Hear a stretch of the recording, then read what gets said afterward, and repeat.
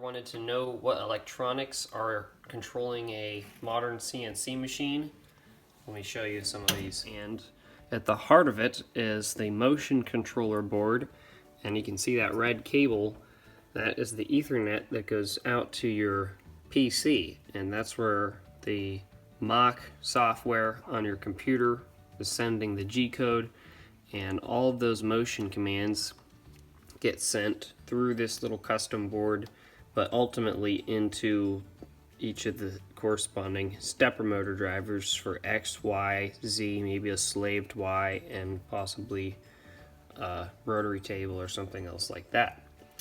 And the motion controller does all the heavy lifting of the computing, acceleration profiles, and making the motors speed up and slow down and making sure everything is where it should be. It also handles outputs, other general purpose IOs, things like a coolant pump or perhaps interfacing with the spindle, and is really the brains of the CNC machine, or at least all of it that's not on your PC.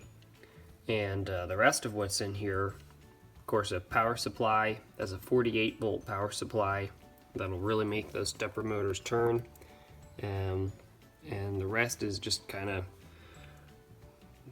cabling. Here they have some what appears to be a custom board to go out to some of the connectors, and a couple other power supplies for 5 volts and 12 volts just to meet the requirements. But that smooth stepper board is pretty common. It works great with Mach 4, and I have personally used it along with some of the other available motion controllers on the market, and this one has the ability to do a slaved Y, where it can, which is very important for just about any CNC router, the ability to home 2 motors at the same time, have both motors have their own independent limit switches so they can square it perfectly. I mean, I bought other motion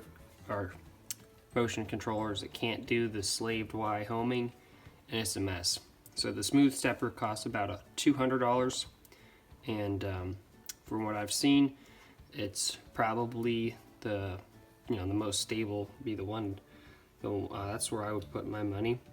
Now this setup also has 2 solid state relays for coolant, mist, flood, really whatever else you want to be able to turn on and off. Maybe, and they have inputs and outputs, or basically you would provide power to